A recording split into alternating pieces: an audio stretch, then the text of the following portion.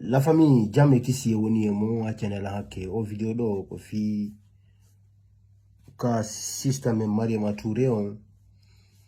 e Fatou e modi makko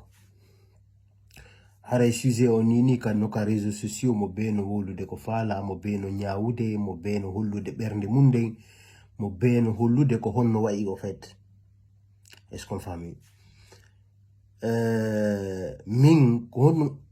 pousse la wadugolo video parce que fa no ka wadde sujet on nebi ko yalti ko no mi wowlali ko parce que yimbe buy windani lanka inbox lan dikelan jogitake réelle information concernant Fatou et Mariama Touré. Mi suivez non action mako ka page mako parce que il a abonné ka page Mariama Touré. Mi suivez contenu di mako din et mi commenter tout le temps ka vidéo di mako parce que min personnellement il a hidi ko wadata ko il a soutenu mo no gasahara mi ala au moins ton wallita golmo kono nyande mi hebi au moins wo wona ha goddo wona lanko ami wadai harakari ko kaberne iwi au fait est-ce qu'on va parce que il a andi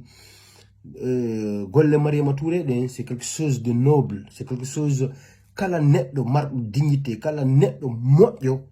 doit ka aybinde doit ka sabotude kono doit encourager contribuer wallitomo parce que ko fi wallugol jama Mariama Touré woni est-ce qu'on famille kono Mariama Touré mo mari piwu ngotun ko mi do mo kadi faminde déjà ri mo no video mi explique fi mo maintenant so yi on video OK Mariama Touré no wadi piji go ton ko a doit ka perdre tamma e jabagol jama o yoti ke madum haron ki fet kala ko wadi himbe be wowlay na antun min do ni je ne suis personne mais kala ko mi wadi do video himbe heboto inno be lambe wona d'accord OK mi wobe wadi video yenni la mi andabe wobe no wodi be yetta e photo ma mfitu awelali be collé des copies bondi be publier en fait le monde est méchant ko non quoi en fait c'est-à-dire mo be aray dabba ko dabbata ko ka réseaux sociaux en fait wobe ko bakkat war dabbo ka réseaux sociaux ma sœur wobe ko bara jare dabbugol wobe ko sendo dugol himbe ben ko be andi ko wobe ko hollugol talamu wobe ko hebugo dabbugol inde ko dum addi be ka réseaux sociaux c'est-à-dire mo be no mari rôle ka réseaux sociaux en fait ko dum wada famude est-ce que la famille golle maden ko bundo tun e ko mojo e juunujo e mo wala barki iyata dum do wona mone mun kala mo ida neddo no woni mone gonda wadde kon don ando don ko na bani adama ko hakkil kullu mari kala mardo hakkil bani adama so i gonda wadde kon so ala moye walita golma ko yo fanko ko be on be dabbude fou détruire golma kontu ben non kulle wona himbe ko kulle non wona himbe sinen halni madum non ko dum non do da famude OK ma ko nda wadde kon ko moddi ma sœur a besoin naki argo nyano nyande explico a besoin naki parce que ça furi ki nyano nyande explica ko c'est assiette amoni na yobbe gono ton quoi be do ka moninde taw ko himbe soutenu ma hidube ma sago mabbe ko ya avance en fait giba ko yakkil kullo fuddi wowlugol ka réseaux sociaux do sabotama dénigrama habbituto libete est-ce que be wawi inde mane no jawde tum Mariama Touré alla no wadde tum barke golle maade Mariama Touré hande ko antu woni capable noddugol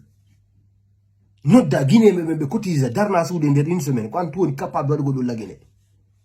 e hidum do kombo ko hombo ay wadde dum ina do SOS ender une semaine suudu daro forage jebo Mariama Touré hande haysi a darna ma immeuble mo 5 étages tu mérites ma sœur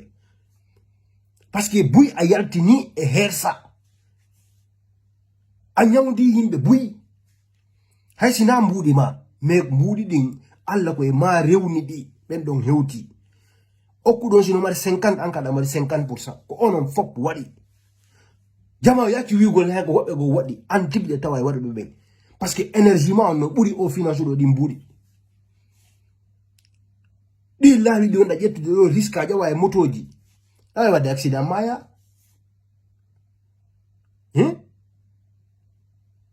donc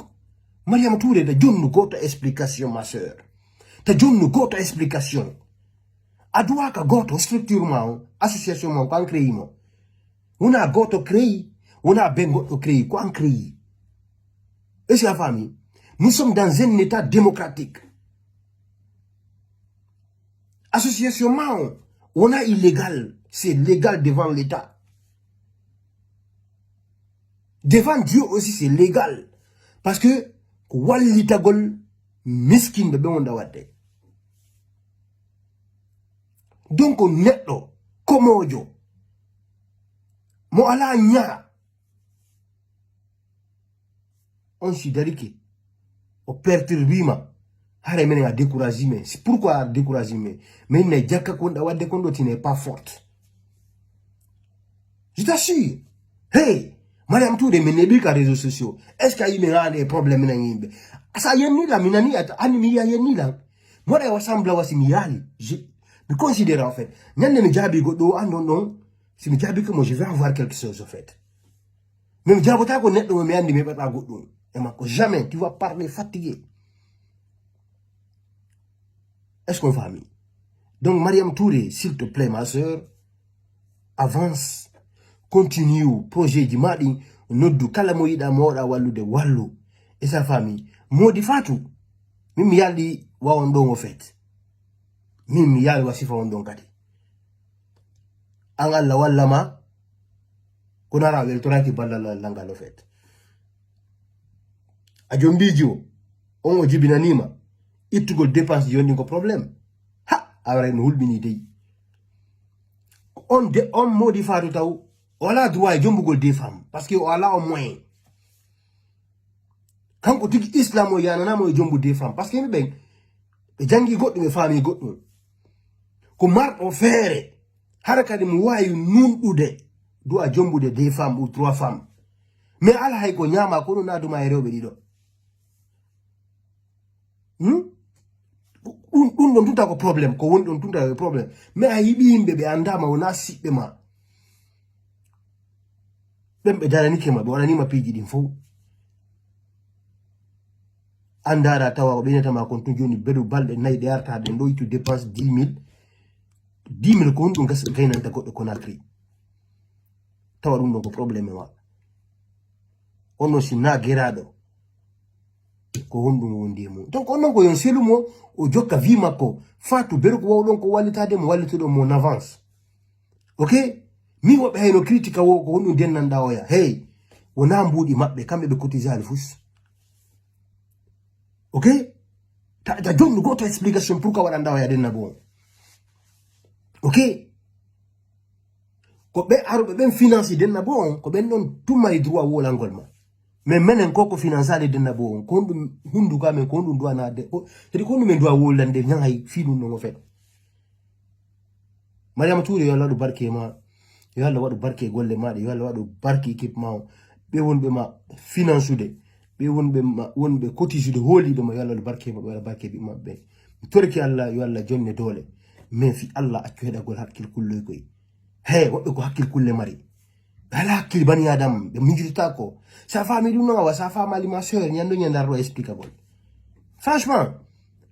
mais yotino ke madu avance grandi hetube ko en fait hetube ça ben ne perdre temps de wala tout le temps fi moi parce que tu es une grande femme est-ce que on yo la de wala fi mabbe mais encore ta wo be wala fi ma c'est parce que tu es une grande femme tu es une grande dame hande kala do Mariam Touré ko mo yere yata kambe non mo nani inde mabbe ko dum ko ténèbres ko dum yata ko boni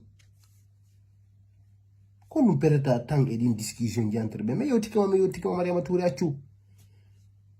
aray partagez la vidéo massivement force à toi ma sœur courage.